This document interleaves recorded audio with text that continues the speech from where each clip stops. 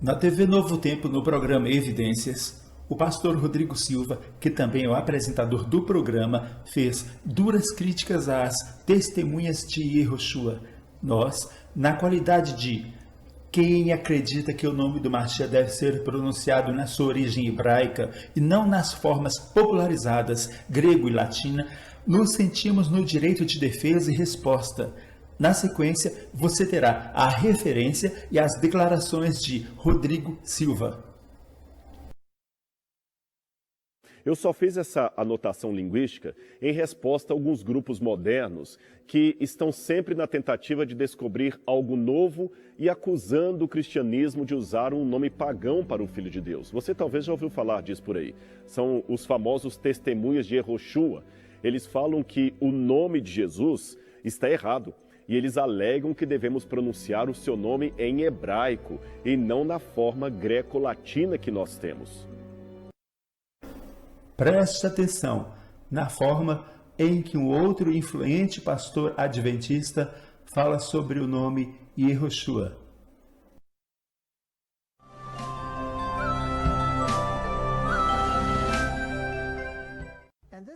E esta Belém, em particular, Belém Efrata, que significa o pão da vida desceria dos céus em Belém.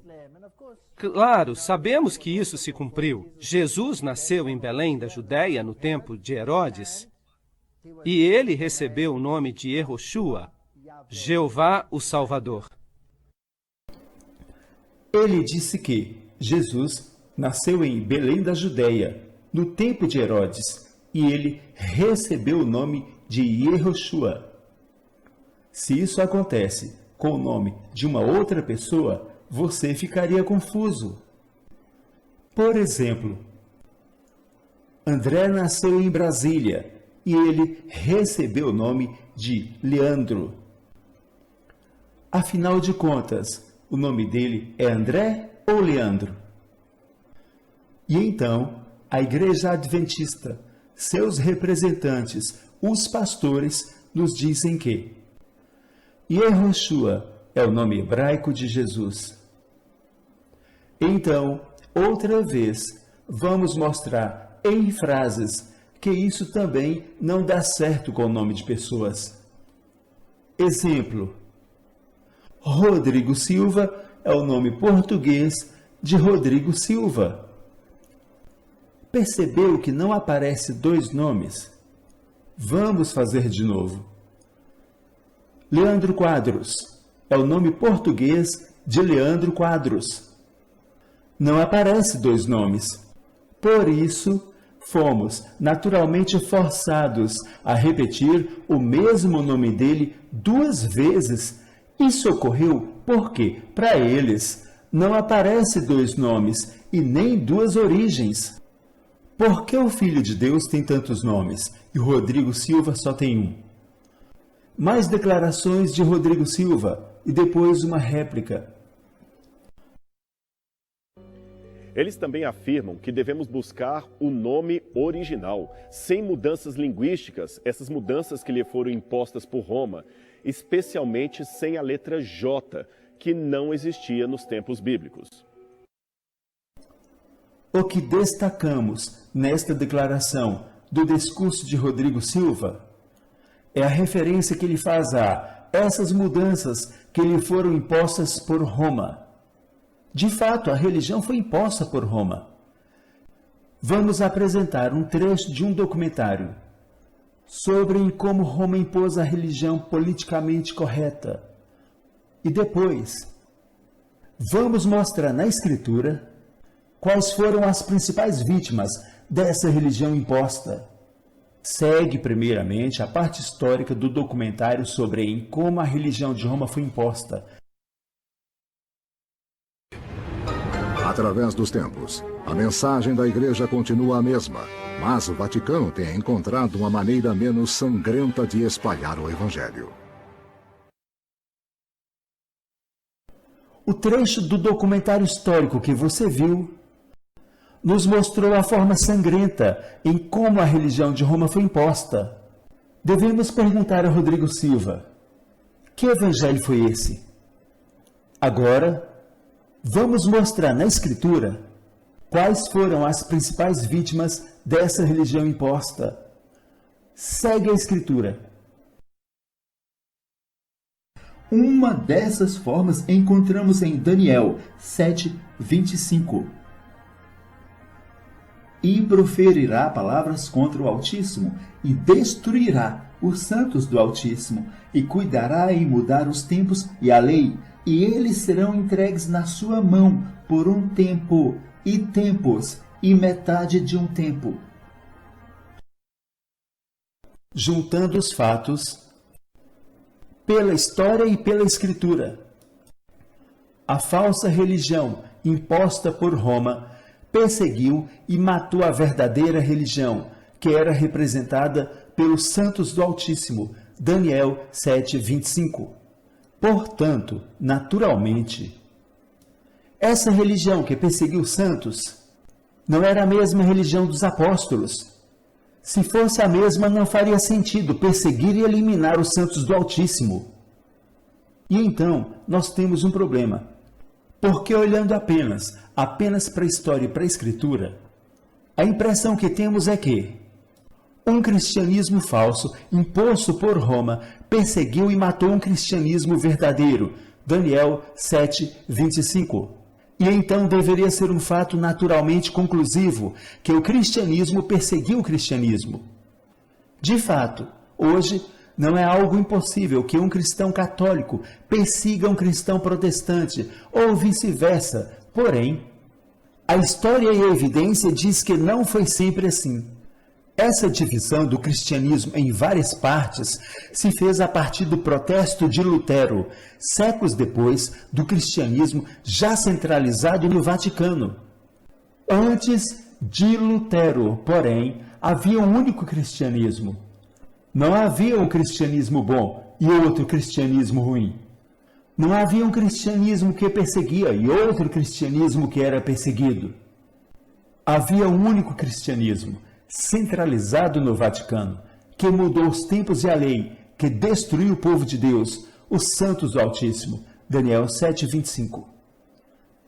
Agora, vamos mostrar que a religião imposta não somente perseguiu os verdadeiros santos, mas também trocou palavras na Escritura. E para você entender o quanto foi sutil a mudança feita pelo diferente cristianismo imposto pela Igreja de Roma, você terá que ter uma percepção, uma atenção redobrada, porque foi quase imperceptível, mas fez uma mudança enorme. Vejamos o verso na Escritura que foi invertido, alterado, para favorecer o cristianismo em 1 João, capítulo 2, verso 18. Filhinhos, já é a última hora, e como ouvistes que veio o anticristo, também agora muitos anticristos têm surgido, pelo que conhecemos que é a última hora. É evidente e notório que o objetivo do apóstolo João neste escrito era denunciar aquele que é contra Deus. Mas alguma coisa não deu certo, pois, se como mostramos na história e na Escritura que, aparentemente, um cristianismo falso imposto por Roma perseguiu um cristianismo verdadeiro, e a palavra usada por João teria sido anticristo, e se de fato havia dois cristianismos, então o apóstolo João, para nós, cometeu o erro de não distinguir a qual dos dois cristianismos ele pertencia. Porque, se havia dois cristianismos, um falso que perseguia e outro que era perseguido, a qual dos dois o apóstolo João estava se referindo ou denunciando? Porque, em vice-versa, um poderia dizer que o falso era o outro. E se de fato havia dois cristianismos, era sem lógica um chamar o outro de anticristo, porque, afinal de contas, os dois eram cristãos. Acontece que, originalmente, não havia dois cristianismos. havia um único cristianismo com sede em Roma. Essa divisão do cristianismo em outras partes aparece muitos séculos depois, com o protesto de Lutero. Então o cristianismo passou a ter outras partes protestantes do mesmo cristianismo, mas antes de Lutero era único. E aparece um problema. Sendo o cristianismo único, sem divisões, a religião falsa, imposto por Roma, que mudou os tempos e a lei, perseguiu e matou o verdadeiro povo de Deus, Daniel 7,25, não tem como o apóstolo João ter pertencido a essa religião que foi imposta pela matança dos santos. Porque se fosse assim, ele teria que ser historicamente com base em Daniel 7,25, contado com os que perseguiram o povo de Deus. Afinal, antes de Lutero, não havia um cristianismo bom e um cristianismo ruim. Mas, por que então, em 1 João, capítulo 2, verso 18, ele, João, aparentemente se identifica com o cristianismo, se não haviam dois? Aconteceu que o cristianismo não somente teve o poder de perseguir e matar os santos, mas também teve poder sobre a Escritura e inverteu palavras da Escritura. E, por evidência, a palavra ideal usada por João em 1 João, capítulo 2, verso 18, não é anticristo. É bem possível que a palavra usada pelo apóstolo João tenha sido alguma coisa próximo de antimachia e não anticristo. E a evidência nos mostra que a intenção de João era denunciar o cristianismo que estava por vir, que era o antimachia, localizado em Roma, no Vaticano. E esse poder, vendo a denúncia de João, inverteu as palavras ao seu favor. Quem causou embaraço em 1 João, capítulo 2, verso 18, imaginou a jogada de gênio. Por quê? Não somente usurpou para si o trabalho dos apóstolos, mas, ainda de quebra, inverteu contra eles a própria denúncia. E o cristianismo até então único e sem divisões, passando pelo imperador Constantino, muito antes de Lutero, perseguiu o povo de Machia. E se nos for requisitado prova material de que a passagem em 1 João sofreu inversão de palavras? Por exemplo, a palavra antimachia, em 1 João capítulo 2, verso 18, faz de João um discípulo de Machia, e o cristianismo é o antimachia que ele quis denunciar. Isso condiz mais com a evidência da história. Já a palavra anticristo faz de João um cristão, pertencente ao cristianismo, religião única, antes de Lutero indivisível que, imposto pela espada, mudou os tempos e a lei e destruiu os santos do Altíssimo. Daniel 7,25. Portanto, se nos é requisitado uma prova de inversão de palavras em um verso bíblico, além do nosso entendimento de que João não fazia parte de uma religião que perseguia, mas de um povo que era perseguido, o que temos é que, no contexto criminal, a contradição é efetivada na qualidade de prova contra o criminoso. E qual é a principal contradição em 1 João capítulo 2, verso 18, pela qual denunciamos inversão ou troca de palavras? É a na qual o inimigo, o qual João quis denunciar, poder usar a própria denúncia ao seu favor. Por exemplo, se fosse removido completamente as outras partes da história e da Escritura, pelas quais identificamos, por detrás da máscara, o poder que é inimigo do verdadeiro Deus, e se o único verso existente para denunciar o inimigo de Deus fosse 1 João, capítulo 2, verso 18, esse verso seria de nenhum préstimo, pois somente pelas outras vias existentes na história e na Escritura é possível identificar que esse poder o qual ele estava a denunciar é uma religião cristã, e João não poderia chamar uma religião que é cristã de anticristo. Depois da próxima declaração de Rodrigo Silva, mostraremos uma declaração da Escritura Adventista de que homens doutos trocaram palavras da Escritura. Eu espero que esteja ficando claro para você essa comparação que eu estou fazendo. Mesmo que você não lembrar as formas hebraicas, aramaicas, você pode ter notado pelos exemplos que eu dei que adaptações linguísticas, uso ou supressão de línguas, modificações por questão de sotaque, dialeto, todos esses elementos já eram comuns desde os tempos bíblicos. Portanto, essa tese é sem fundamento, porque se fosse pecado mudar o nome para uma questão de pronúncia, de sotaque ou de idioma, a Bíblia teria proibido escrever o nome de Jesus em grego ou mesmo modificar de Yeshua para Yeshu.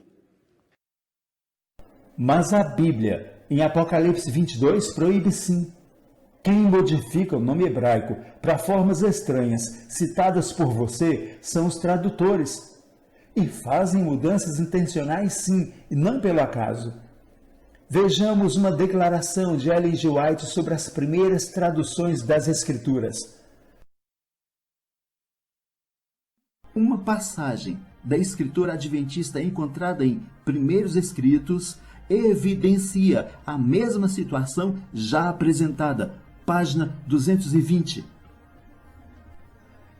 Vi que Deus havia, de uma maneira especial, guardado a Bíblia, ainda quando da mesma existiam poucos exemplares, e homens doutos, em alguns casos, mudaram as palavras, achando que a estavam tornando mais compreensível, quando, na realidade, estavam mistificando aquilo que era claro, fazendo-a apoiar suas estabelecidas opiniões que eram determinadas pela tradição. Perceba na declaração apresentada em Primeiros Escritos, página 220, que se trata de alterações propositais que comprometem o entendimento da Escritura. Segue mais argumentos de Rodrigo Silva e depois uma réplica. Agora, o mais importante de tudo isso é que o nome de Jesus, seja em que pronúncia for, em português, em inglês, tem um só significado. O Senhor salva. O significado não apenas da letra, mas também do sentido ativo. Este é um nome que salva. Está errado, Rodrigo Silva, na letra e, por consequentemente, errado no significado. É atribuído um significado hebraico ao nome que não é hebraico. Houve fraude proposital na tradução, transliteração. Veja na leitura da matéria que foi cedida pela SBB, Sociedade Bíblica do Brasil, sobre a origem do nome Jesus, no vídeo a seguir. Preste atenção no seguinte trecho do documento que nos é apresentado pela SBB. Abre aspas. De fato, em hebraico não existe o som J. Como então aparece essa letra nos nomes bíblicos em quase todas as línguas com as quais estamos familiarizados? O que aconteceu foi o seguinte: os judeus da dispersão, empenhados em traduzir as escrituras hebraicas para o grego, a Septuaginta, não encontraram nessa língua uma consoante que correspondesse ao iode do hebraico. E a solução foi recorrer à vogal grega iota, que corresponde ao nosso i. Então escreveram Jeremias, começando com i, e assim por diante, inclusive Essos. Fecha aspas.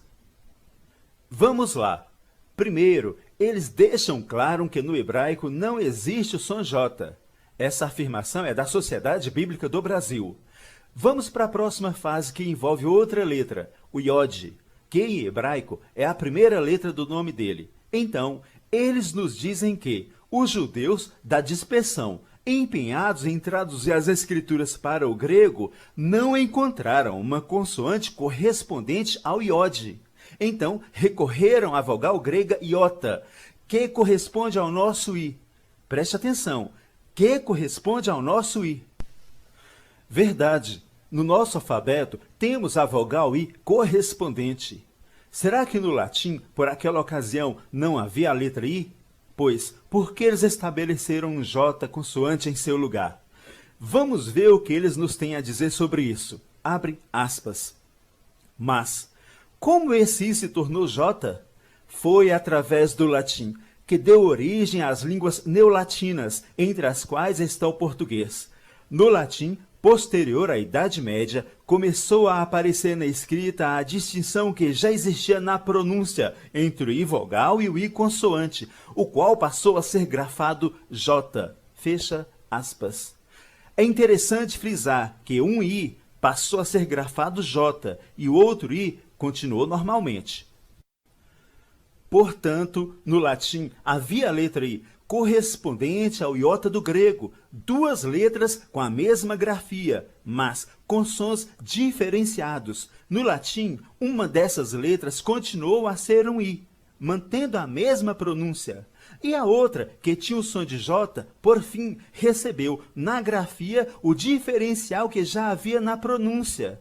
Por que eles pegaram o I que tinha o som de J?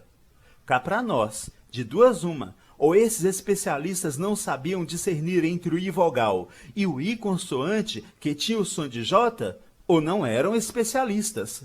Se por um lado, do hebraico para o grego, não encontraram uma consoante, por isso recorreram à vogal grega iota, que corresponde ao nosso I, por outro lado, do grego para o latim, eles, tendo a vogal I, fizeram um caminho inverso, rejeitaram o I e em seu lugar estabeleceram a consoante J, sem nenhuma justificativa plausível.